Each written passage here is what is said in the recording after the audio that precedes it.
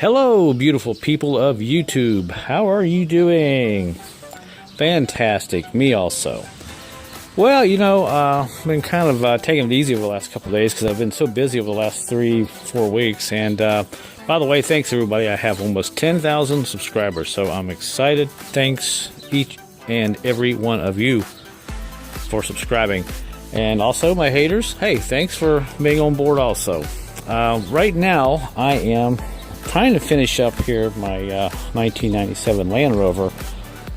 And what a difference from about 6 months ago when I got it. I think it looks amazing. It looks a lot better than it has in the last 4 or 5 months, especially when I first got it. It needed a lot of things. I got a lot done to it. Today, I finally figured out why it wasn't idling right. A lot of these 4.0s, the Disco 1, Disco 2 Land Rovers from 95, I believe, to 2002, they all have a base, something called a base idle screw, and it's kind of hidden right here.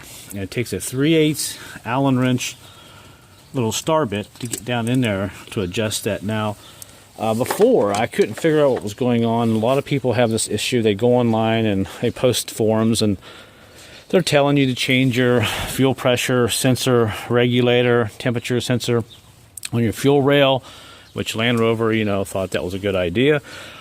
And fuel pump pressure regulator issues and all that. And there is my attachment right there where I can get into the port. I did a fuel pressure check, great fuel pressure. Checked all my sensors. No, I don't even have a check engine light on. Hooked the OBD2 code reader up. Nothing. So it just baffled me. So I checked all my vacuum lines. This is what you got to do on any vehicle. If you have a low idle problem, check all your vacuums and make sure you don't hear any hissing or anything like that. So I kind of did some more research, and I thought, well, where's the idle screw on this thing at? It's got to have some kind of an idle screw. And some of the fuel-injected cars, the newer cars, they don't even have an idle screw. The computer just makes the engine idle. This one here has one, let's see, right about there, but you can't get to it. It's factory set. So I found this guy here. I saw the hole, and kind of hard to see down there, but trust me, there's a little screw down in there. So I thought, well, there is a vacuum problem. When I unhook the vacuum line over here, going to the fuel pressure regulator, it idles better. So I knew when it started idling better that I had to have some kind of a vacuum issue. So I took a Allen, there we go, let's get this back on here, this little socket, and I turned this 2 turns each time, and lo and behold, would you believe it took care of the stalling? Now when I start it up, it doesn't hunt, RPM doesn't go all over the place, and it idles just like it should. Now this problem is a problem after the vehicle warms up. When you start the vehicle on these Land Rovers, it runs fine until it warms up. So we're going to start this up. Oh, if I can do this with one hand and the camera in the other. Let's see, there we go. Look at that RPM.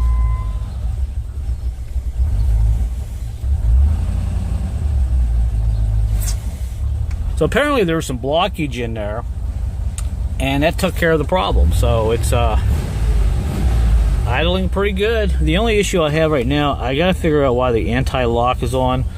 That has got something to do with the ABS. Brakes are fine, but this was the main issue. Look at that. It idles right where it should now, which is great. Shut it off again, and it's warm. You can see the temperature is up where it should be on the gauge. So let me shut it off, start back up.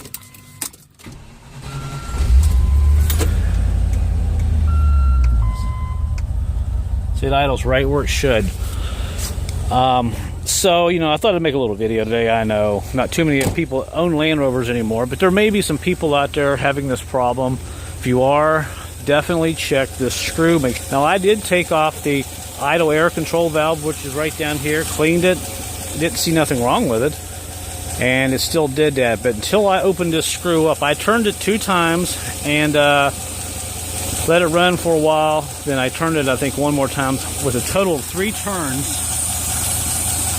And you can hear it hissing. It'll start to hiss. So that means that vacuum is getting in here, and it took care of the issue. For some reason, the vacuum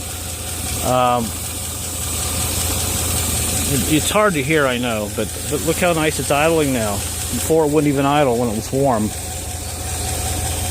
So thought I'd make a video. It's going to get real windy tonight. Wind's going to blow 60 miles an hour. It's going to be crazy.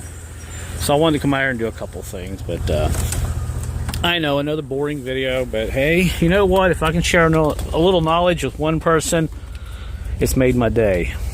Because I know a lot of you don't have the means to get out and buy tools and do these kind of things like I do. Let me start it back up one more time.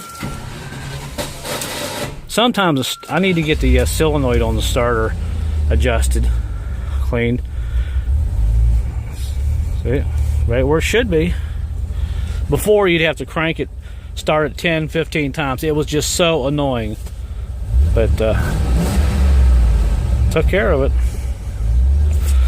So there you go. Let me shut it off here. What a rainy winter it has been, but I'll take it over the snow any day. So that's it, guys. I just wanted to make a little video here. If you're having a problem, look and see if you have something called a base idle screw. Make sure it's not plugged up, because when you take this idle control valve off and clean it, you still can't clean this out until you make some adjustments. You could probably take it clear out and clean it, but I wouldn't advise it. I would just unscrew it about unscrew it about 3 turns until the idle it gets better. Then if the idle does get better, then you're on to something. So there you go. All right, starting to rain. Guess I'll head in. Thanks for watching, and until my next video, I'll talk to you guys later.